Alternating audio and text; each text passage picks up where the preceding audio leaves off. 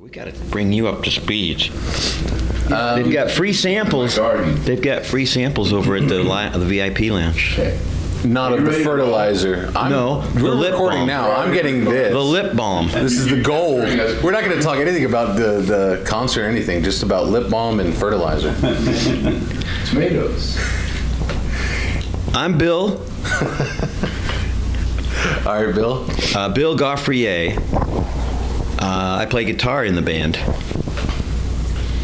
Multiple bands, but yeah. Oh well, yeah. I mean, if you want to stay focused, if it's all about the Embarrassment, I am considered the guitarist. Usually the only guitarist, but not 100% of the time. And next we have... I'm John, and I sing and do keyboards. And you write songs. And you are... and you are... Hi, my name's Woody Geisman. I'm the drummer of the band. Some people may know me as Brent Geisman, but I ran off to Boston and changed my name. And I play drums. I played drums with Big Dipper, with the Del Fuegos, and one of the founding members of the Embarrassment. Hi, I'm Tom Brewitt, and I'm playing bass. Since you said the Embarrassment so well, can y'all tell me about the story of the other name y'all could have had? I believe it was about a waistband. You know that one. Well, so, for some reason, it's the only other option because we had at least one whole sheet of paper, front and back, filled with names at our rehearsal space, which was our bass player's house at the time, and throughout that day, or maybe it was multiple days, names kept being added to the paper and maybe sometimes crossed out, but I think it really was narrowed down. Maybe it was gonna be the Elastic Waistband, because it made us laugh a few times, like, what about that? And then it'd be like, okay, joke's over. Now we need to really think of a name. So luckily, the Embarrassment option came up, and again, it made everybody laugh. I don't know, did everybody get it at first, or was it kind of like, had to let it sink in? Like, think about it. No, really, really? Think about it. I think you characterized us that it has to be embarrassing. We kind of went through that process before we got to the Embarrassment. Well, see, we had enough of a garage kind of background and association that we thought maybe the Elastic Waistband was kind of like up there with the Strawberry Alarm Clock, if you're familiar with, like a one-hit wonder from the 60s, and, like the Elastic Waistband. And it had band in it, so it's kind of like, Sgt. Pepper's Lonely Hearts Club Waistband. Kind of following along. I wonder what your fans would be called now. The Wastes. No. See, that's why it didn't work. Like, you start thinking it through and you realize, it only goes as far as like the initial chuckle. But the Embarrassment, you could keep thinking about the different levels of it. Like, yeah, I know we talked about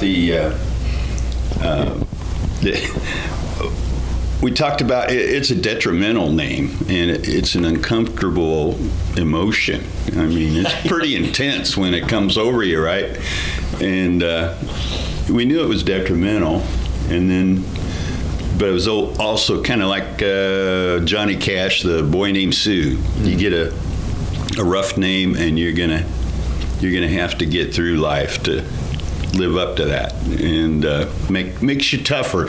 And we were thinking, we'll put that expectation out there. The Embarrassment, no, I don't know. And I think remember when we were playing Memphis, and we got there and there was barely anybody in the club, and somebody that did show up and ended up being a great fan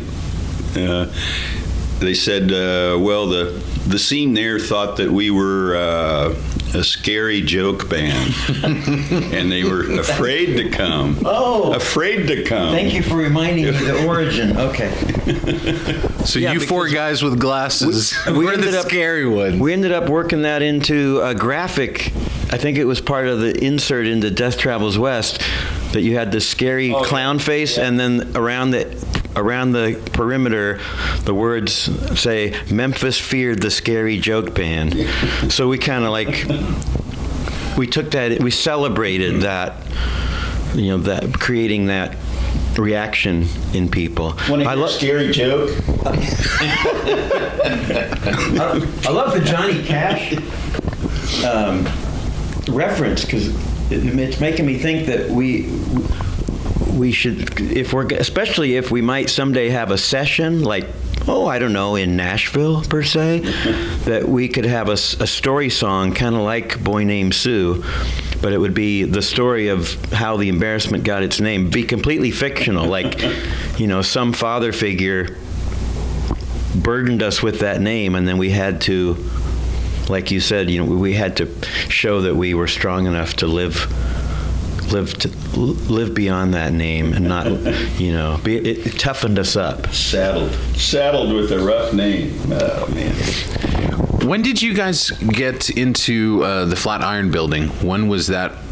It started, and I mean, we don't have it anymore, so like, it would have been awesome to see you guys play there now. But what was it like back in the day there? So that was orchestrated by our dear friend and then acting manager Dan Rouser. Is that the spooky guy behind us? He's the scary guy up there behind us, who made that connection because he supports the painters and the artists and culture, creative culture of Wichita, and understood the challenges we were up against. Painters didn't have a place for community. Our music, being somewhat alternative, didn't have a place to kind of feel grounded. So Dan luckily made a deal for the Flatiron Building, which was originally a bank, I believe, that on Broadway and 21st Street, and we were able to move in multiple artists, painters, including Bill and I. Were you in there, John? No. Took over artist space up on the second floor, and the first floor was where the band rehearsed, and there was a vault left over from the bank, which is where we stored our equipment, and the governor of the building was Eric Cale, who at one point was actually living there. No one was supposed to know that, though.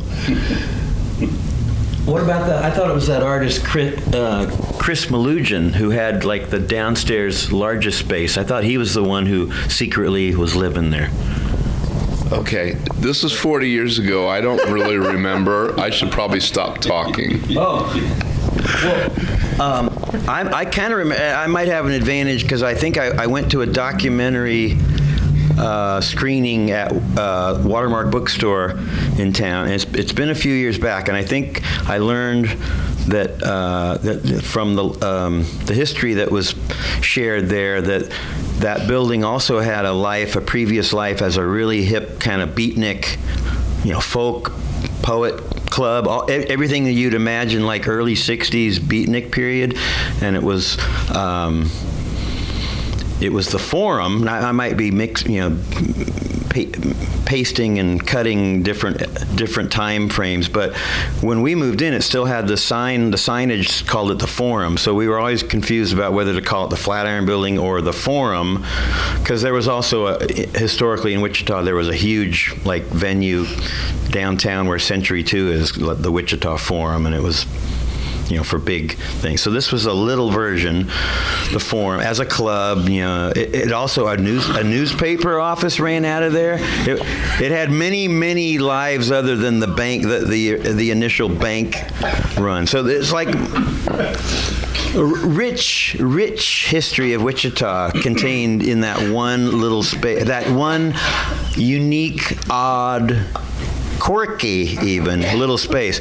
And what more appropriate physical space for the unique, quirky, odd I have a story people I want to share. community of Wichita? Let's give it to Tom. He's in charge. So the Flatiron Building was located right by the train tracks. Yeah, just north, yeah. And I had an interesting experience. There was a young man who apparently jumped on a train and got off the train right by the building. And he had a drum cymbal with him. And he said, do you want to buy that cymbal? And I said, yeah. I'll buy. I think I only have like $10, but he's like, I'll take it. I still have that cymbal today, and it was a Zildjian cymbal that he said that he had stolen from a recording studio in Tulsa, Oklahoma, because they didn't pay him for his recording session. So he grabbed the cymbal, and I have no idea if any of this is true. Let's be clear. This is like 70s, like 78, 79? Early 80s. Early 80s, okay.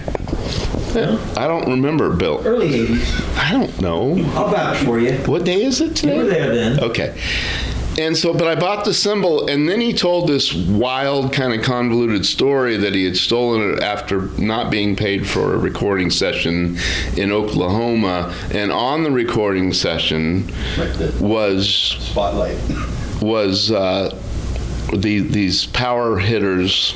Wasn't it the $1 Million Quartet? The $1 Million Quartet. Oh, wow. No way. Really? That would have come from Sun. You got to talk into the mic. Well, that would have come from Sun Studios in Memphis.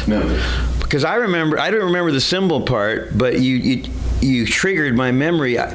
And I wasn't there when this happened, but I remember somebody being all excited, telling me about the guy talking about having the master tape recording of the $1 Million Quartet, which was the first time we'd ever heard of it, But like, Mike what? McGee found it up in the tiles of the recording studio, and he found the master tape. Well, Mike McGee was who he was our first Oklahoma producer-engineer. Yeah, we were sort of self-producing, but he was at least our engineer. So that would have been a bizarre coincidence if Mike McGee was the one who had his hands. It doesn't make sense that this guy would show up at the Flatiron Building and have a connection to the recording studio in Oklahoma that we used for our EP. That's why I said it's an interesting story. I mean, that's kind of scary. It's intrigued me and Tom the most. It's scary and possibly a joke at the same time. Scary joke. But it's weird. I have that cymbal still. I still hold that cymbal So there's in my evidence. collection. What you're I saying have is evidence actual evidence of this happening. of a Zildjian cymbal that I bought for like $10 or $20, and I love that cymbal. But I remember being in the studio with Mike McGee, the person that was recording the band, and he disclosed that they had looked up into the ceiling tile of the studio and found this master tape. Now, who all was on that session? Well, the $1 Million Quartet was Johnny Cash, Jerry Lee, Elvis, and Carl Perkins. Yes. Carl Perkins because he had the guitar. Yeah. and of course, I mean, So basically, you guys played with the $1 Million Quartet is what I'm going with. If you want to summarize it, Well, here's the thing is, Ron Klaus is no longer with the band, and so we're looking for a new name. And I'm thinking the $1 Million Quartet might be who's going to be performing at the Orpheum tonight. That's right. Here, hold that piece. It's not getting used anymore. It's our name now. No one's left to take it. Are we done? Because I'm going to quit the band right now on film. I'm curious. You said something earlier, Woody. Alternative. You said something about you were trying to say the music, but how would you guys classify your music? You guys came up with something called Blitz Pop, but I mean, most of us think of it as punk. Blister pop. Blister Pop. That's it. What the hell Play is on blister words. pop? Blister pop was that came from I think our Ramones influence of playing fast and pounding, and it just seemed appropriate. Blister You guys went on tour with them. No. You opened for them. Opened? Yes. Okay, I got one of them right. Yeah. We In Wichita. That was in Wichita out at the Cotillion. Yeah. and I'm sorry. Are you done? Yeah, I'm done. In a way, it kind of bookended a little bit of our Wichita existence, because we first saw the Ramones like their first trip out to the Plains state or Plains region. We drove up to Kansas City, which is 180 miles, but that was nothing to see a show that you wanted to see. So we went up there, and they were playing 2 shows at the same venue, which was like a big bar, big warehouse kind of bar venue, but it was an early show and a late show, and you could buy tickets to either one. Well, of course, we bought tickets to both.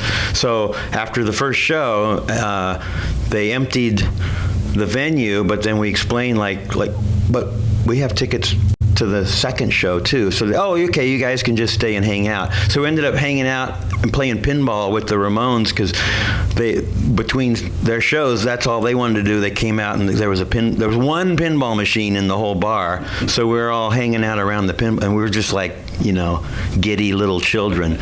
And to see that, and that was a big influence. There was also a punk fashion show. That's right. Worked into because they had to find a way to and people in. Hey, everybody, come to the Ramon. Wear your punk fashions and win a prize. And John and Woody were both on stage for the punk fashion show. I had no fun fashion. And John had like a ski mask over his head, so he was a big hit. And the picture ended up in the newspaper, like the Kansas City newspaper, because they were covering it. It was such a big deal that the Ramones had come to town. That was big news then. And they even had a picture of the fashion show part, and these 2 guys are in the photo on stage. We hadn't even had a band yet. It was because it was like 76 or something, maybe 77. But that experience, big influence. Ramones were a huge influence. And then our very last Wichita show, I know the movie made a point of mentioning the date and showing the marquee at the Cotillion says Ramones and the Embarrassment, May something, 1983. And that was our last show before we packed it in. Ran off to so Boston. We had that Ramone, and as I remember, by then it's like I barely even paid attention to the Ramone set. That's how much between those years I was like, I don't really care anymore. Ramone, yeah. I don't remember wanting to talk to the Ramones, or I've seen the Ramones. They're kind of slowing down now. But They were great. And they were great that night. Here, then you say how great they were. Well, I think that we relate to this experience as well. You might put on your best show in a small town to 10 people, right? As opposed to getting all worked up for a big show in a big city. The Ramones put on a fantastic show. To this day, I say top 10 performances I've ever seen was the Ramones in what year was this? Are you talking about the last later one or the first one? The first time we played with them. So 83. 83. Okay. And then I ran into Joey Ramone in New York at some club. I don't even know, some kind of a record release party for the band I was with, the Del Fuegos, and Joey was there, and I'm like, Joey, we got to talk, man. And I saw you in Wichita, Kansas, and he was like, and you guys were so on fire that night, so tight. You had a nice audience. It was a really good turnout, but it was Wichita, Kansas, and for me, you put on this amazing, amazing show. And he just kind of looked at me and he said, yeah, it takes a lot of LSD.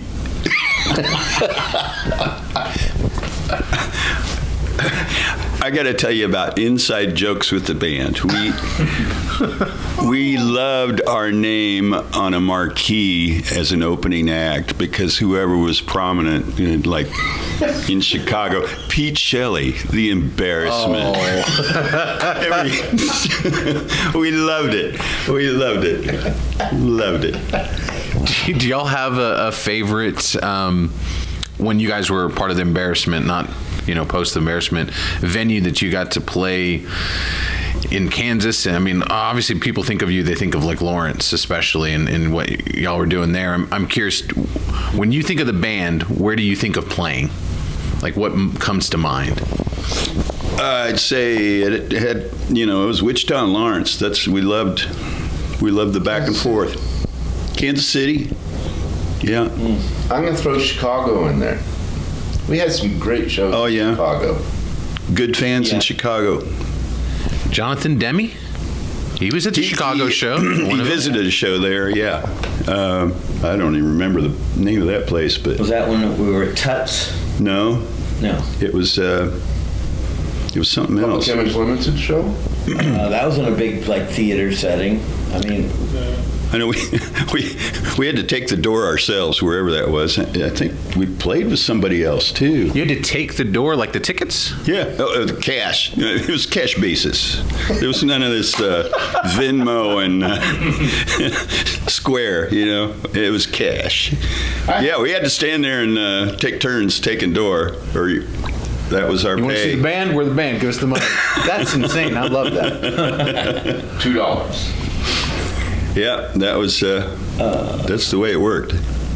Well, I think playing at the Cedar in the corner with no stage. Well, just like it got to be, because it was such a regular thing and it was so comfortable. It was like playing a home. What do they call those nowadays? Home concerts, house concerts, Well. That house might be gigs. That might be a drug concert for no. house people. People do these indie tours where they book a bunch of just house gigs.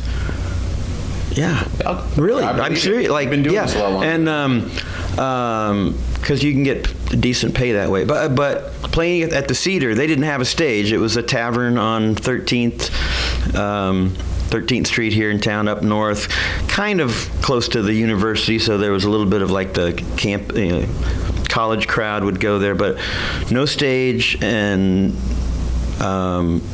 we just would empty out a corner of the room that wasn't difficult to do and set up. I think eventually they had a house PA, or did we always have to bring in our own PA? Because we of course got used to traveling with a PA at some point, and just set up and play, and everybody's like in your face, and you're kind of connected to the audience more. There's no sense of like we're up here and you're down there thing, and we would get to loosely try out new material and mix it up a little more, and sweaty, and some clamp lights somewhere for making sure you could actually just see the band or whatever, and that, I thought those shows were always a lot of fun because it was just so I got a story. Natural. Here you go. So one of my favorite stage experiences was I think our friend Dan Rouser got us hooked up with the opening of the Danceteria in New York. Remind me.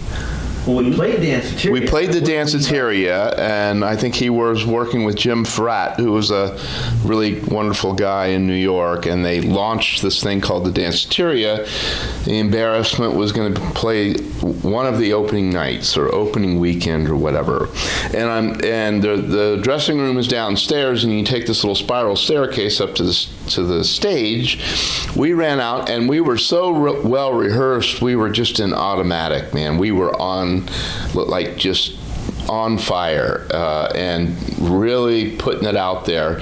And I'm playing, and I look over at the spiral staircase, and I see this silhouette of John Cale, who had come in through the dressing room and was watching us from the side. Do you remember what happened? What? No, in fact, I saw somebody different. Oh, I saw. You didn't see John Cale? This is some more new history about John Cale. But no, I actually saw Madonna right in front. Wait, the singer or like the mother? Madonna the singer. You had a vision, a Madonna vision? I saw her, and she's right in front of the stage when we were playing. And she was, at that time, she was dating the DJ, whatever his name. Wait, so this is like Benitez, 84, like Yeah. prime Madonna. Yeah, she was. I was born then, by the way. That's scary.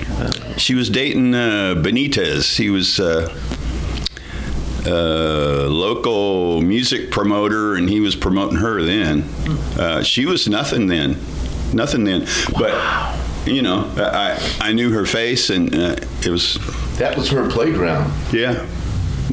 Tom, did you see anyone other than John Cale or Madonna at this dance place? Tom wasn't. I don't think Oh, you weren't either. Oh, thank God. I'm confused. So so can we ask Ron who we saw? This is crazy. Yeah. There had to be more people there. I don't know. Do you remember any of these? I had blinders on. Because you guys knew John quite a lot. I mean, you hung out with you were closer to John, right? John Cale? Yeah. No. We ended up over at Electric Ladyland Yeah, he was. with John. Yeah. We spent kind of an afternoon there. I know we went at least one bar. Like 3 o'clock in the morning. The White Horse. White Horse, yeah, I think we went to the White Horse, yeah. Does that sound right, Dan? In the village. By the way, I saw Jesus. Do Did you see him too? That was who? Jesus. Jesus. Okay. All right. There we go. Who's the other Madonna? Would have been family. I've got to ask, when you guys did your first reunion, it was 2006. What was that experience like, especially with the fan base, knowing the fans, I think, transitioned to your other bands. Obviously, there's a lot of carryover, but getting them back to see the Embarrassment, what was that first experience like, coming back together and having the fans really come out? I mean, I feel like people have been yearning for it. I mean, it had been 2 decades. Yeah, we asked Tom to commit that to memory, and he knows all the stories now. So I'm learning. I'm really enjoying being with these guys. Tom was there. Well, tell me a story. It doesn't have to be true. Okay, I don't have. I'm not addressing that directly, but it seemed like you might be thinking that 2006 was our first reunion. Well, But yes. I mean, it was our most recent, and before now, it was our last reunion. Maybe that's what the words I meant. Okay, Last. because we had developed kind of a routine of reunions. It's kind of like we're doing the last tour again this year. No, we had reunions from '85, New Year's Eve '85, which Woody couldn't participate in because of the Del Fuegos, I think, the first time. And so we recruited our local friend Britt Rosencutter, because he knew all of our songs and stuff. We did that in Lawrence. But then Woody was able to participate in the years after, and it was like, it became an annual thing, 86, 87, 88, I think. Maybe we missed a year, and then by 1990, we were able to do, multiple cities when we did because we did Hoboken. We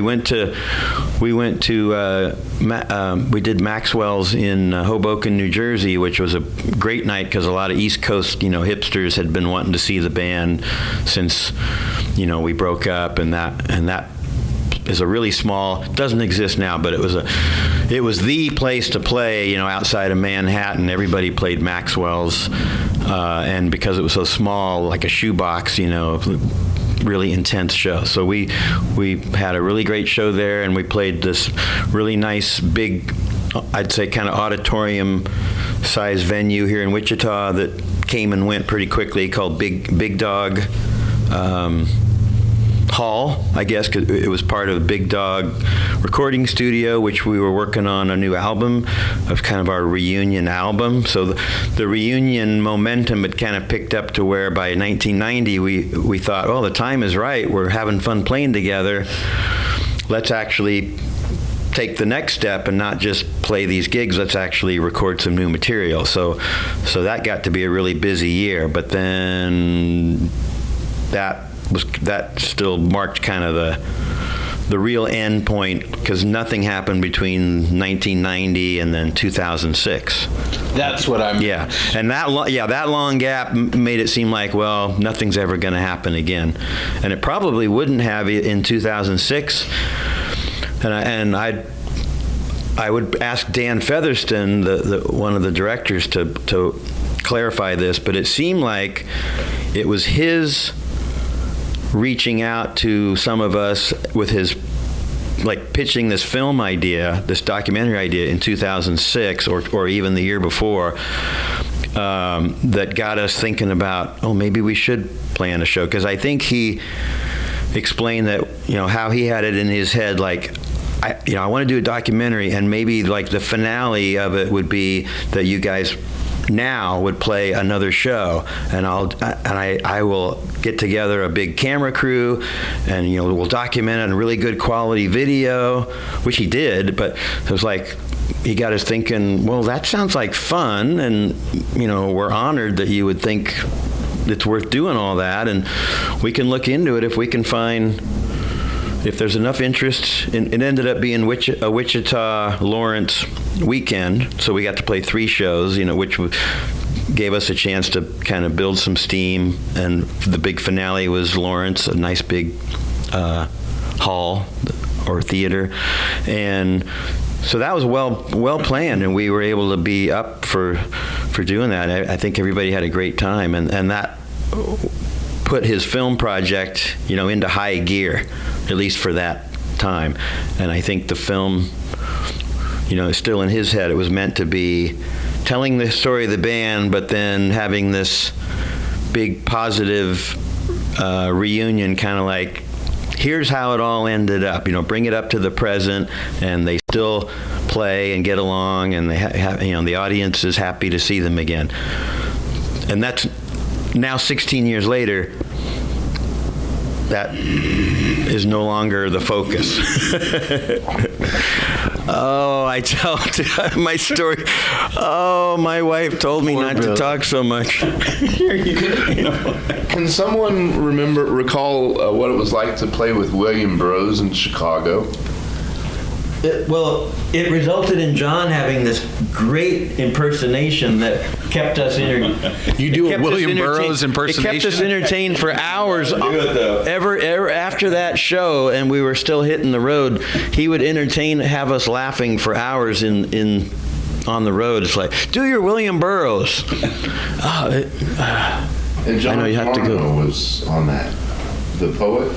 I guess they say he was a poet. I remember that name, yeah. Dan? D.R.? Wait. We opened for a famous poet. And wasn't, who was that? The guy from Howell. Ginsberg. Allen Ginsberg. Wasn't he part of that crew, That's too? Right. Can you do an impersonation of Allen Ginsberg? It's very Jewish. Go.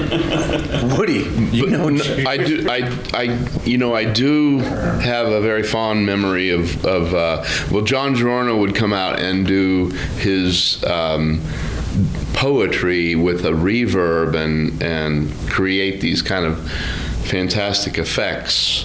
And then William Burroughs came out and sat down at a table and opened a book and did a reading.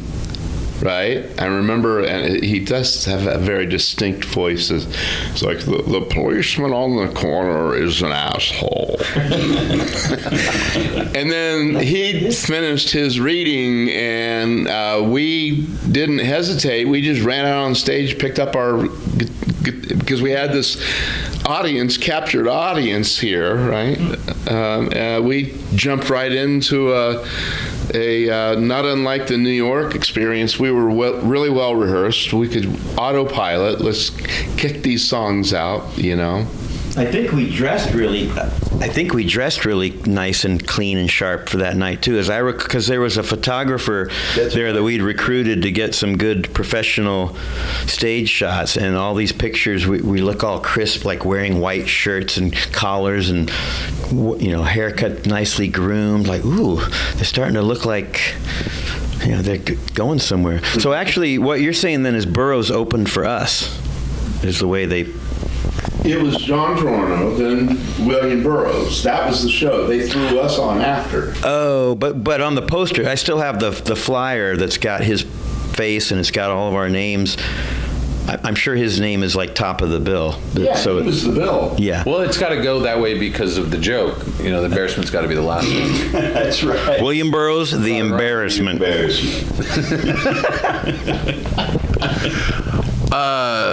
There's a Dan there. There's two Dans that directed the film. Do you guys like guys named Dan? Oh man, we're trying to keep it all straight. Yeah, it's. We're using Danny for one, but then there's still two Dans, so we have to be Daniel. Yeah. Featherston, I think. Speaking of names, why Woody? Or how did you get the name Woody? Because you said you got it in. Do I have to be honest? I won't know, so do whatever you want. Excuse me. I need to consult with my rhythm set. Do I have to be honest? Okay. Let's hear the truth. All right. So I ran off to Boston, joined the Del Fuegos, got signed to go to the West Coast to record an album, and my name was Brent Geisman. The record company said, kind of waspy. Do you have like a nickname? And I said, well, the night that I got absolutely inebriated and jumped on an Amtrak train with a one-way ticket out of town, my friend Jim Rosencutter called me a blockhead. And that was our parting words. And from blockhead came the name Woody. And the band, the Del Fuegos, and the record company said, that's it. We'll call you Woody. So my first release on the Warner Brothers / Warner Brothers was Brent Woody Geisman. After that, we dropped the Brent. And now it's like, the only person that calls me Brent died, my mother, right? Bill occasionally calls me. I like to call you up on the phone and say, Brent! See, it's Bill Goffrier and Brent Geisman. We were going to call ourselves the Bee Gees. Here, hold that for a second. I like to call him Woodman, the Woodman. Wait a minute. You thought it was a penis thing, didn't you? Well, now I kind of do. And that, yeah. Get honest with me, man. Did they consider like banana Geisman? You guys rehearsed this. Speaking of names, who came up with calling you guys the Embos? How did that? That's what the fans do call themselves too. Who was the first one to do that? Do you remember? Who's the first Embo? Was it Alan? Oh, it was Dan. No? I sort of remember using that abbreviation. Actually, at first, I really didn't like it, but you just have to accept some things. My granddaughter hasn't accepted it yet. She insists. In fact, I had it written on the calendar at home in the kitchen so that I wouldn't forget to show up today. I put on the calendar Embo's Gala on this date, and she erased the O and changed it to an A. Said, Grandpa, that's not how you abbreviate embarrassment. You're not the Embos. Embas. Embo doesn't make sense. Okay. So I'm calling Siri. Embo. Embas. I'll trust the little girl over Siri. Could you please say that again? Embo. She'll be at the show tonight, so should have her introduce us. Ladies and gentlemen, To the roof. the Embas. Embo Railroad Station. Ooh, that's actually kind of funny. Yeah. So, any other guests you got tonight? I'm just kidding. Knowing that this show is going to be out on because it's an outdoor, we're going to do it right out front of the Orpheum. No, we're going to do it inside. No, on the Orpheum stage. We're gonna be Okay, so it is right on the stage. The audience will be outside. Okay, that's what I was thinking. Yeah, we're going to play inside, but we're not allowing people in for that. You're being okay. How much fun is it, or how excited are you guys? I mean, you guys are going to show the film, and then it's going to be a crazy night. What are your feelings about tonight, other than you putting it on the calendar and its importance there? Well, I think from my point of view, that says a lot right there. That it was on my calendar. It means I take this very seriously. You guys? For the whole last month. I think I wrote it on there even before I tore off the August sheet. I'd already written it on the September page. If you're following me, you can picture that wall calendar. So I've been anticipating this for months and months. I've been preparing physically, mentally, emotionally, exercising, routine, practice. Speaking of practice, you guys finished your rehearsal early. I was told that you guys were so awesome. You said, we got it. No? Well, that was before. Here you go. Oh no, we're feeling great about where we're at. It's been so many years, and we got it together. It's really neat to see. We're excited. It's exhilarating. It's like we're all old guys, but we're not in the depends yet. But I'm sure it's going to be just as exhilarating to be talking to somebody and just relieving yourself. And We learned from Elton John that it's okay to just let it go. Literally. Woody, are you going to like this? I was looking forward to hanging out with these guys and laughing. And of course, I love playing music, and I love that Tom, who's a very melodic bass player, has taken the time to show up. And we all did our homework. We came in and kind of blasted through the first rehearsal, and it really kind of settled in, and I think you're going to find the band to be at a kind of a very high level of performance tonight. I just love playing music, and telling lies. And telling lies. And then I think I'm gonna, after this, I'm gonna. I can't think of a good one. I need a good one. What? Well, I've got kind of a something to help maybe sort of illustrate. I'm thinking in terms of because we're talking about 40 years between what the movie portrays us as and then tonight, and I'm thinking if you equate it with young Sinatra, the crooner with the big band behind him, that was in the early 40s.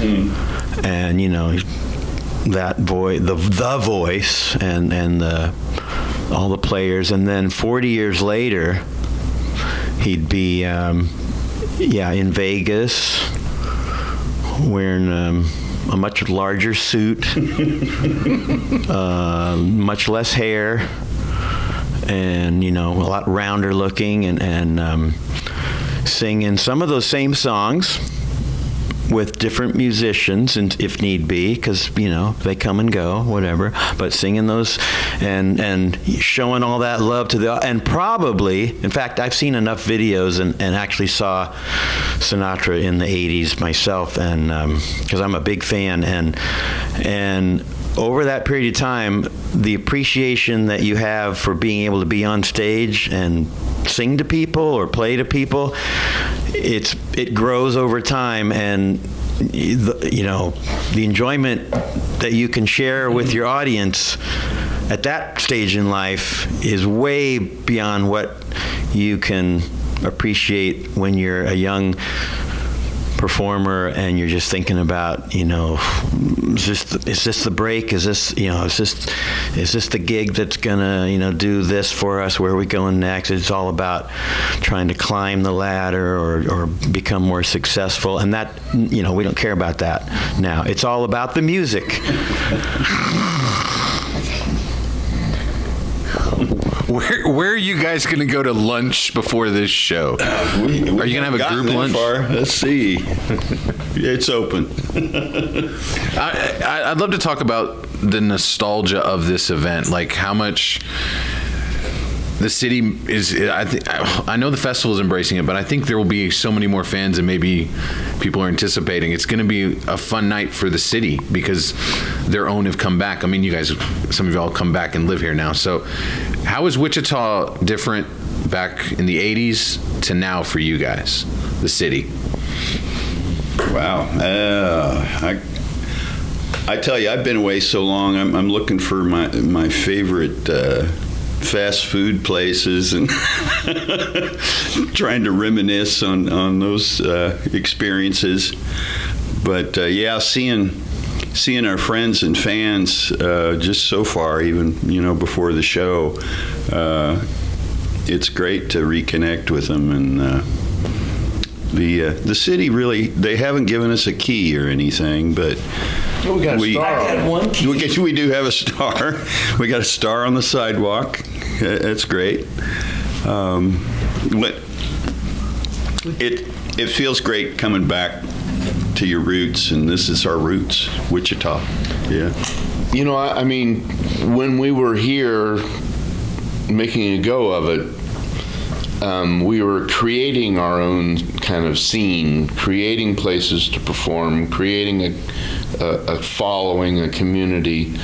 And I get a sense now, I've only gone from the hotel to the rehearsal and back to the hotel. So I haven't seen a whole lot, but I get a sense that there's a much, much stronger community and creative kind of culture going on in Wichita, one that we did not have when I was here before, and was actually one of the reasons why I took an exit from Wichita and go to the East Coast because I really wanted to paint and play music, and I was, It's my fault. Your fault. It was your fault? Yeah. But I'm really curious to hear what Tom's impressions. This is his first time in Kansas. I like Wichita. I'm having a great time. They've taken me on all the scenic tour, the history. I saw where Ron Klaus's house got wrecked. That was just yesterday. That was exciting. Yeah, it's been fun. Where Mr. Brown lived. Yeah. Who complained about the volume? It was down the street. They must have played really loud. That's right up there, like Keeper of the Plains, Ron Klaus' house address, Mr. Brown's house, the Sedgwick County Zoo. That's it. I've forgotten who Mr. Brown was. Please tell the story of who Mr. Brown is. Who was he? Mr. Brown. He's in the Sex Drive. He was immortalized with Yes. the song, Yes. our anthem. He was a down the street neighbor who would complain to Ron that it's too loud. You're too loud. He'd call him on the phone. You're too loud. So did we bury him? Or? No, we would carry on anyway. Woody, he's going to be at the concert. He's like 90. So he's our guest. You're still too loud. He's a special guest tonight. Supposedly. Here, that was a great question, by the way, about Wichita. Mr. Brown. No, sorry, no, I don't care about it. Well, I had forgotten. Luckily, John pointed that out to us yesterday because we were on Indiana Street where Ron Klaus lived. If anybody who knows the song "Ron Klaus Wrecked His House" kind of knows some of that from that, and then the Sex Drive song it has some of the same characters in it, so there's an overlap there. Sorry, but Wichita. See, I came back here ahead of these guys. Well, I'm the only one that lives in town anyway, but it's been 9 years now. And you paint. And I'm a full-time artist in town, but my point is that has given me more knowledge. I mean, I'm constantly meeting other artists and local business people. Wichita was always a great place to start a business and to launch a creative project. I mean, maybe not when we were first doing it. We struggled, and that's part of our story is that we just thought, well, why shouldn't this be happening here? We were just like, oh, there's all this cool stuff going on. Why shouldn't it be happening in Wichita? We want it to be happening here. So we just made it happen, whatever we wanted to happen. But in the years since then, and because we all left town, Wichita, really blossomed as this art community. It supports art and music and small business. It's fantastic for that. So I see it happening all the time. I don't even feel like I don't even keep up with it that well. I kind of do my own thing. But some of the people who I talk to about the band give credit back to, because I would never claim this credit, but they'll refer back to the scene that you guys had back then, that's where all this started. That's where all this came from. It was like, that was the genesis of it. And all these subsequent artist groups, generations now of artist groups and bands that have come and gone, punk rock in Wichita goes back, several generations now. You gonna cut it? Pull it. It's and I'll end that with to think that people would come to support this to sort of celebrate, that history going way back to that, because they're acknowledging that we had something to do with where Wichita is now. I feel like really humbled by that, kind of almost like that's too much to, whoa, we're not worthy of that. But, maybe, whatever people say and observe, we should honor their observation about it. If people say that's the way it happened, we'll just accept it, whatever you say. And you are? You are. I don't think there's a better way to end it than you are. So, guys, thank you so much for chatting with me. It's been a real pleasure. Can't wait to see what tonight brings. And yes, thank you guys for coming back and reuniting again. Thank you. Solid. Got it. Peace out.